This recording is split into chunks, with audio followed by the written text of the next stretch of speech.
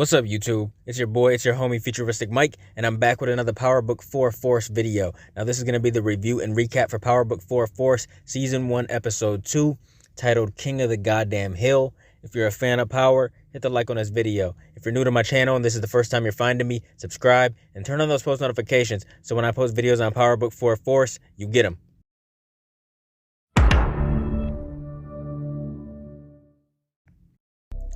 Another really solid episode, man. The first episode was really good. I think it was a great introduction to book 4, but this episode was even better, man.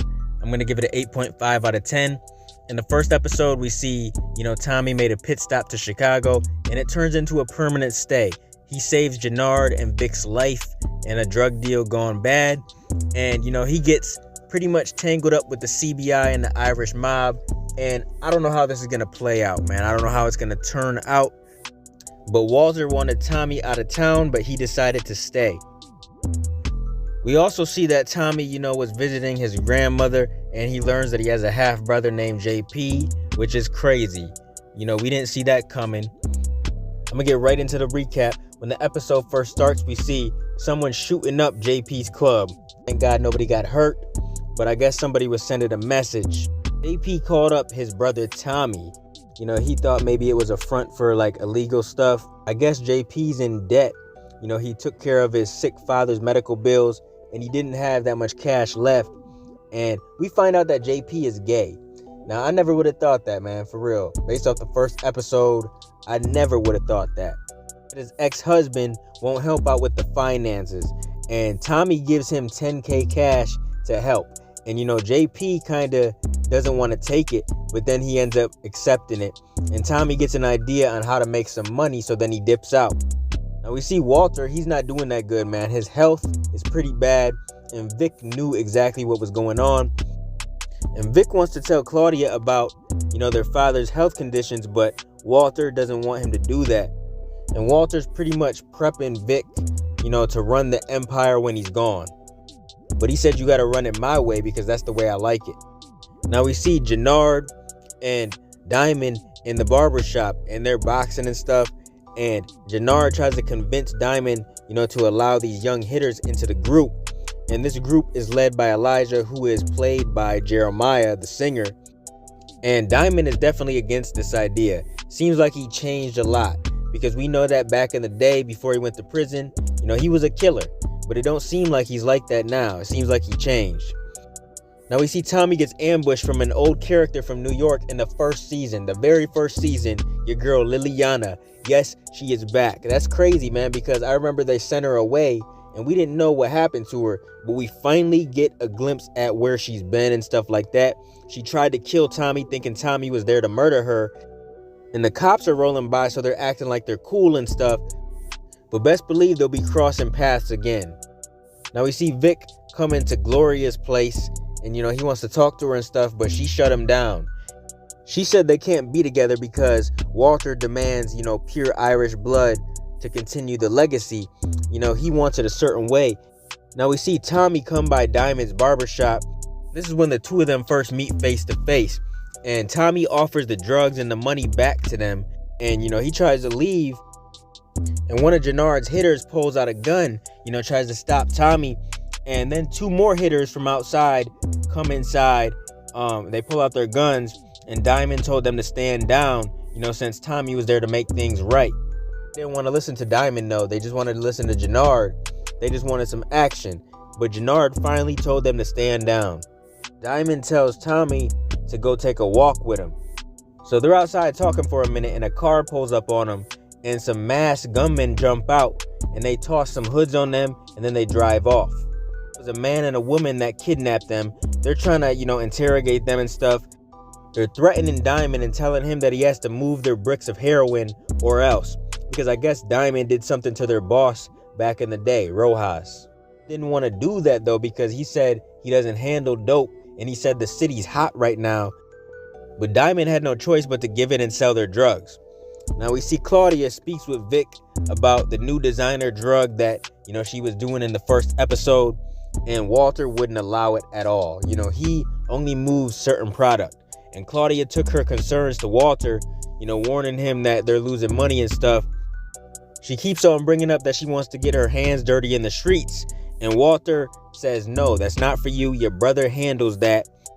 And he tells her to stick to the books and keep things the way they are. Now, Tommy and Diamond discuss stuff in the car, about the people who kidnapped them. And it was Rojas that was behind it. It was some old beef that was coming back to bite Diamond in the ass. And Rojas sent them to Mrs. Soto's auto shop for a drop. And it was crazy when they walked up in there, man. Tommy went in alone and, he stashed some stuff outside, just in case. He didn't know what he was walking into. It was pretty risky. But Tommy knows how to handle himself.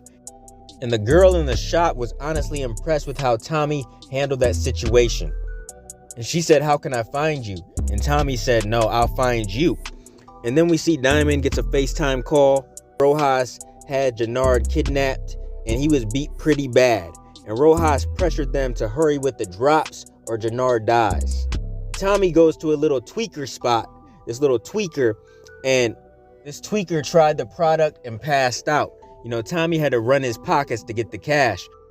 But Diamond is approached by the Chicago police. They come up to Tommy's car and it got pretty heated, man. Diamond was trying to keep his hands on the steering wheel, keep his hands where they could see him so he wasn't killed and stuff. And this cop just kept on yelling, kept on telling Diamond to do stuff. And then Tommy, he came up to the car and he cooled the situation out. The white cop eased up when he seen Tommy. He got the cop, his license and registration and stuff. And then everything was cool. Now, I don't know what's going on because I remember Tommy was wanted back in New York. Wouldn't you think that would pop up on the license when he runs his license? I don't know. A lot of people were talking about that. Let me know what you guys think about that situation. Now we see Tommy and Diamond are done with the drops and they show up, with the cash and everything. And there's some red dots from sniper rifles getting ready to take them out if they didn't do what they were supposed to do. They handed over the cash and got Jannard back. And it was a tense situation, man. Like, these people could have shot at any time, but they actually gave Jannard back. We see Diamond paid Tommy for all his help, and he figures out that Tommy wants to be a major player in his city. And we're definitely going to be seeing some more of Tommy and Diamond in the future, man. I have a feeling they're going to be a major duo, and I can't wait to see it. Now, Tommy goes to JP at their grandmother's house to offer him some more cash. JP wouldn't even take the cash, just like he was hesitant the first time Tommy offered him some cash. But JP shows Tommy an old video of himself with his mother when he was a boy. And JP talks about how he fought for custody, but he lost. He's had no contact with his son at all. And I guess this boy is 16 years old now, and we learned something about, JP's son. We find out that one of the hitters from Diamond's barbershop who was working for Jannard, his name is D-Mac, and that's JP's son. And we also find out that D-Mac is the one who lit up JP's club. Now, the only question is why. Now, Tommy did not like being kidnapped, tortured, and all that, man. He didn't like being forced to go sell drugs. So, he found Rojas's goons, and he tossed them in the trunk of a car. And, they pleaded for their lives and stuff. And he lit a match and blew them the hell up, man. He put some gas on the ground, lit a match, threw it on the gas, and the car just blew up as he walked away. Tommy is a straight gangster, for real. That's exactly why I like this show right here, man. This is the best spinoff because we're dealing with straight gangsters. Tommy go back to Diamond's barbershop, and he let them know that he took out Rojas's men and that, he was owed by the CBI. He held up the jacket that one of the men was wearing to the window, and now they know what's up. They know that Tommy does not play any games, and they know he'll be valuable, or at least Diamond thinks that. Now, we see Tommy goes to visit Gloria alone at her bar, and Vic was outside just watching. So now Vic knows that, she's messing with Tommy and stuff. So this is going to be probably, a little love triangle between Gloria, Vic, and Tommy. But we already know that Tommy's going to be smashing on Gloria, and Vic's going to be getting jealous and stuff. Then we see Tommy go to this little loft, man. And he makes the guy who's living there leave. He gives him a whole bunch of cash. And dude's like, let me grab my toothbrush. And Tommy pulls out a gun and says, buy another one. Tommy's straight gangster, man. Straight gangster. Now we see Tommy caught up with Liliana.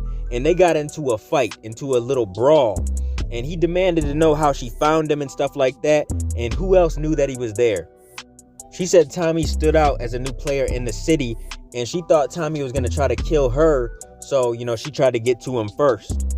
Tommy had a gun on her, so she couldn't really do nothing, man, but it was a pretty good fight, and, he tried to stomp her out, and he accidentally broke some of the boards in the floor, and he discovered that she had a brick of some cocaine. And of course, Tommy's just thinking business now at this point, because he needs a connect, he needs coke and stuff to get started. So he's going to be using Liliana now in the next episode, and I'm pretty sure they'll be working together. But this was a solid episode, man. I really enjoyed this, and I can't wait for the next one. This show is fire so far. This show is absolutely incredible. Man, shout out to Courtney Kemp, 50 Cent, and everybody involved. This show right here is the edge of the seat spinoff that we've been waiting for. But what did you guys think about this episode? Comment your thoughts down below. Let me know. Keep supporting your boy, and I'll be continuing to bring y'all Power Book 4 Force content in the future.